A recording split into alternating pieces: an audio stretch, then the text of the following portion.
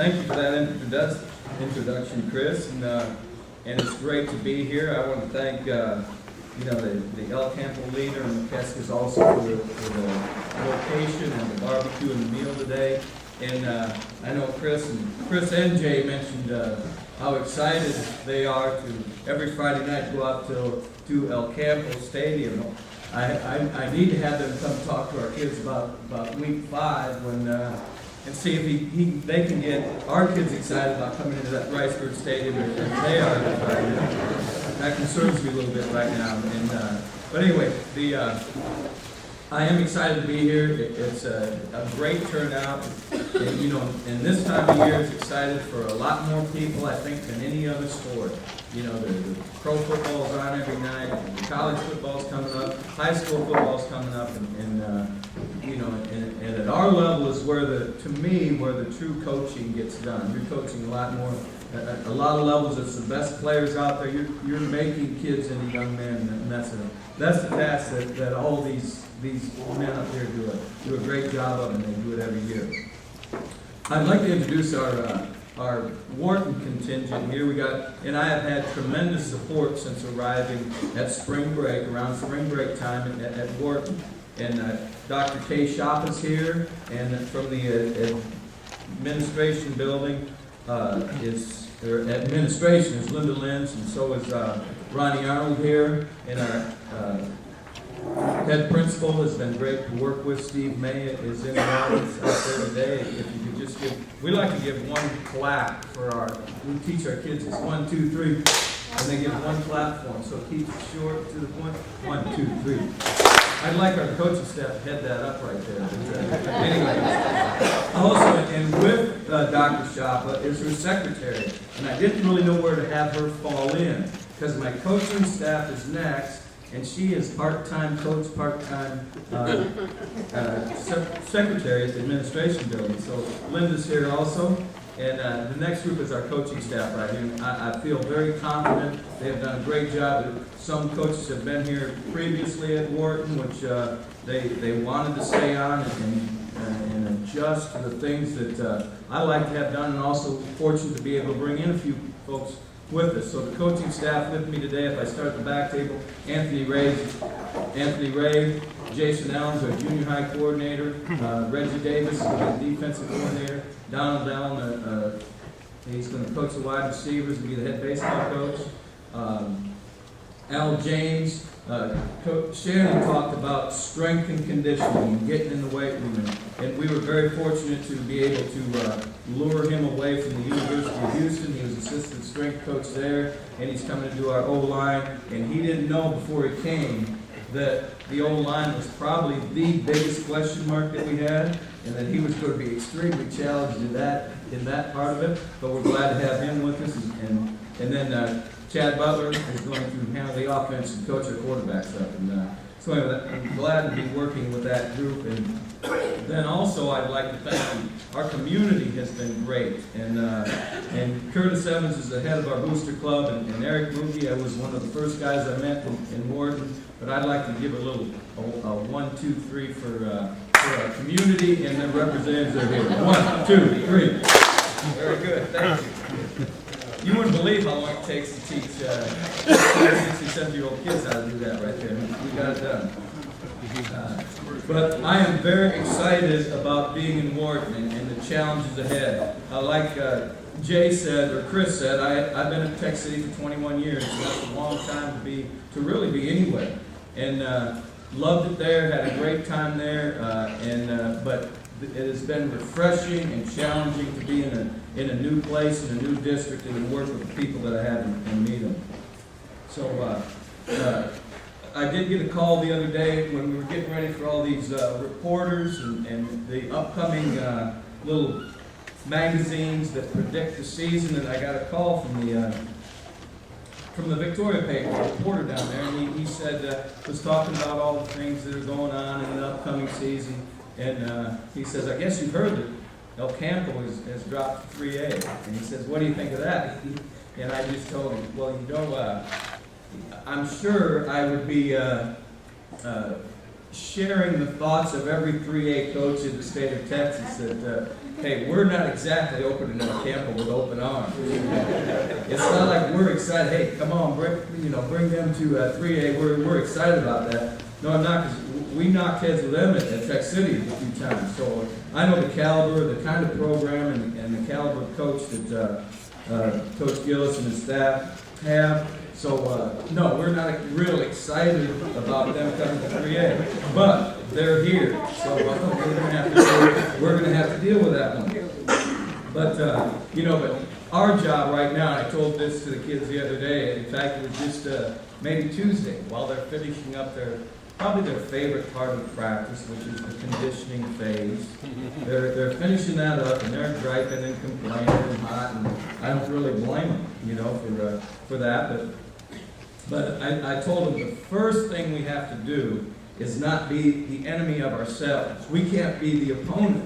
We've got too many people out there, like El Campo, like Belleville, like West Columbia, that we need to be worried about them, not about how our attitude and our approach is. So that's a step that we have to take ourselves, and they're working real hard at it. The coaching staff is leading them well, and we're working real hard about getting over those things and to where we can focus most of our attention on the opponent. But the kids are doing awesome. They have a lot to learn. They're learning a new offense. They're learning a new defense. They're learning about the new leader of the program, which they've had 3 or 4 in the past 5 years. So they've got a lot to learn, but they've really been tremendous.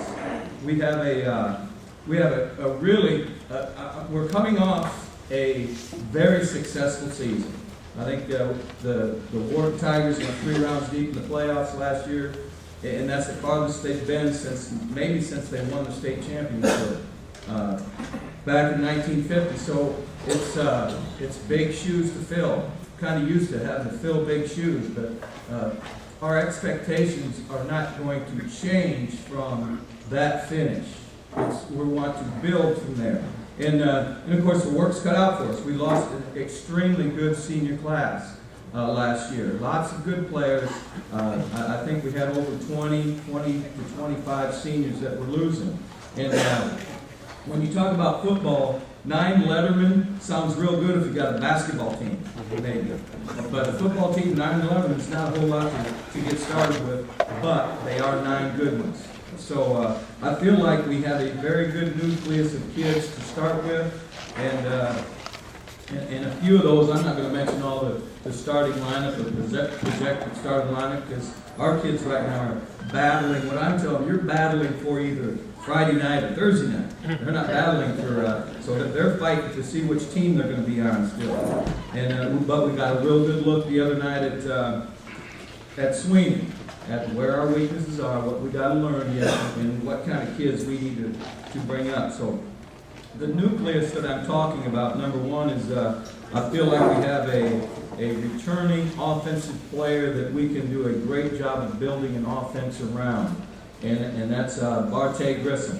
He stepped in at quarterback last year and really kind of turned the season around for Wharton. They were struggling a little bit. He came in and did some great things. He's a good athlete. I think he was all district in 2 sports. He might have been the district MVP in last year in football. So he's going to play quarterback. He spent a lot of time running the ball last year, and we're working on some of the other parts of his game because we know he can run. So I know probably some of the Booster Club folks are out there looking at me right now going, he didn't run the ball one time the other night. Well, we're trying to get him to do some other things. And his success is going to depend on the growing up of the other people outside of him at the wide receiver spots and running back position. So in the long run, we're hoping, and he's done a great job of handling that. You know, he would like to carry the ball up in there 25, 30 times. But we're trying to have patience ourselves with that and work the other kids around. So he's got some help. And like I told you about, and we feel good about the young people. There's no seniors out there, but we got some young kids out there that we think can catch the ball and do something with it after they catch it. And Coach James has been working on the O-line. We have a pretty solid first group of O-linemen, but like most of the teams I'm going to scout, those same 3 or 4 guys are the ones that are over there on the defensive side. So we've got to work on growing some kids up to play those different spots, because playing offensive and defensive line is probably the toughest combination of things to do in high school football at the level that we're playing at. Defensively, we got a linebacker named Frazier. Ramon Frazier's coming back from last year's team. He is an outstanding athlete. He's a very good football player, and we got to get some pieces around him also. But I feel like we got a linebacker that we can build a defense around. So, and I think with all the young people on offense, O-line's got a lot of question marks in it. We have got to play great defense to start the season to keep us in football games. And so the scrimmage the other night, I felt like that was probably the one thing I was disappointed in, is we didn't do a little bit better job on defense against Sweeney. And then the kicking game, we have a kicker return that I feel like we can build the kicking game around. Brett coached his name. He kicked last year. He punted last year, and I feel good about if we get the ball back there to him. That's a little bit of a concern, but if we get it to him, he can punt it. And if we can get the ball on the tee, I think we went 4-5 the other night with kicking the ball in our scrimmage through the uprights. But one time he did get through the uprights, it wasn't on the tee. So we got there's some few details you got to work out. You know, everybody takes that for granted. You know, that deep snapper, it's a job. It's a thankless job, because everybody expects it to go right back there as hard as it can go and be on the money every time. And the only time anybody ever talks about that guy is when it goes over his head, or they miss it. So that is a key job, and it's a lot of responsibility on a young man, and I feel like we got one that's going to be pretty good at it before the year's over. So strengths, I feel like we got some very solid football players.